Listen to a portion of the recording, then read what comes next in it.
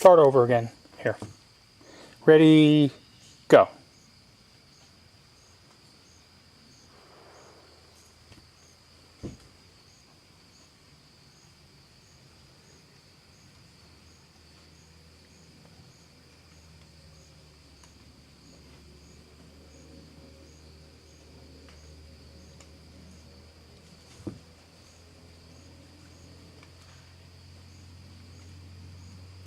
I'd just like to do a quick review of Sega Master System games.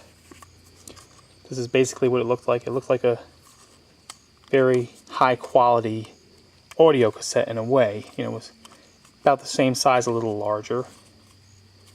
Very sturdy.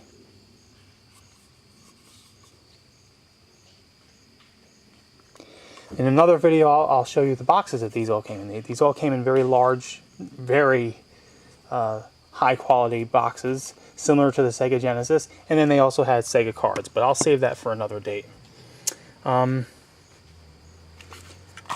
Just a few quick things to mention. You'll notice that there's a few games from Parker Brothers that look a little different. Montezuma's Revenge was an all-time great, and King's Quest was also fantastic. As far as the lineup, there were a lot of really good games for Sega. Obviously, this is not all of them. In fact, like here's Aztec Adventure was a great game. However, I had to put it in a different case. I had to repair it. So, just showing this is not all the games.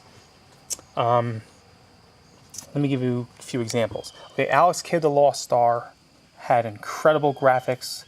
Looked like something out of Disney World, where you had dice and clouds. It looked like a Sega Genesis game.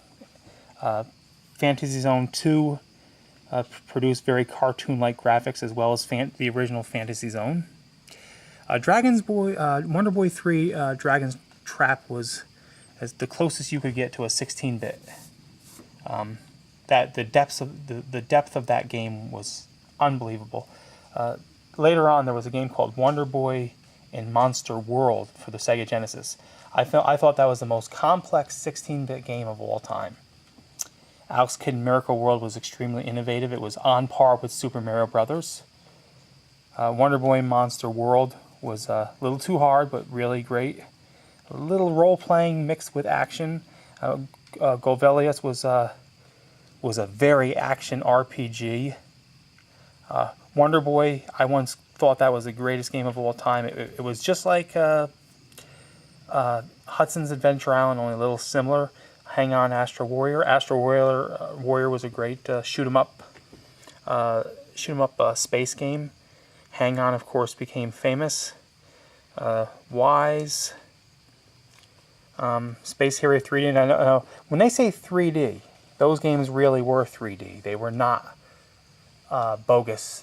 You actually put on 3D glasses that required electrical inputs, and when you put them on, the games really felt real. It's not like the junky 3D glasses that we're familiar with. Maze Hunter 3D was a perfect example. When you would go from one level down to another, you'd actually see the character getting smaller. Your eyes could actually see it. Zaxxon 3D would hit you right in the face. I didn't care for Space Harrier 3D. R-Type, action-packed, Monopoly. Then Fantasy Zone 3 The Maze was like an advanced game of Pac-Man.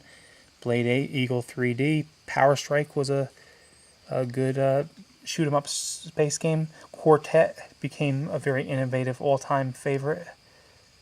Sort of side-scrolling like Mario, but had its own thing. Rastan, famous, of course, you're familiar with it. Afterburner, Global Defense. Double Dragon was one of the examples of a Sega Master System game that was a lot better on Nintendo. Now, you might be familiar, Nintendo doesn't have the same power as the Master System. The Master System has the higher specs. But surprisingly, when Nintendo put out more powerful games, the reason was because they were using the MMC5 chip. Penguin Land is just another example of a good and unusual Sega game.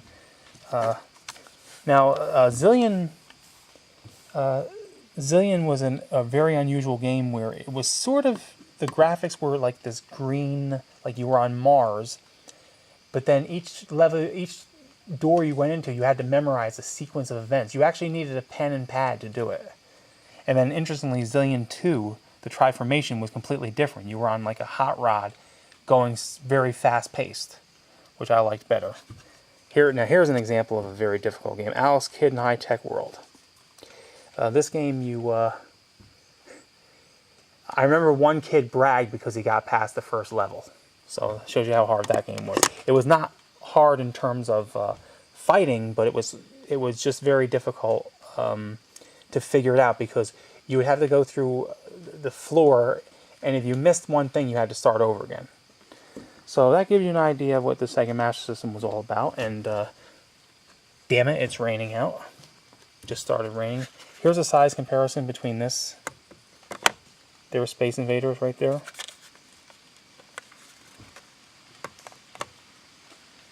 So that gives you an idea. Okay, sayonara.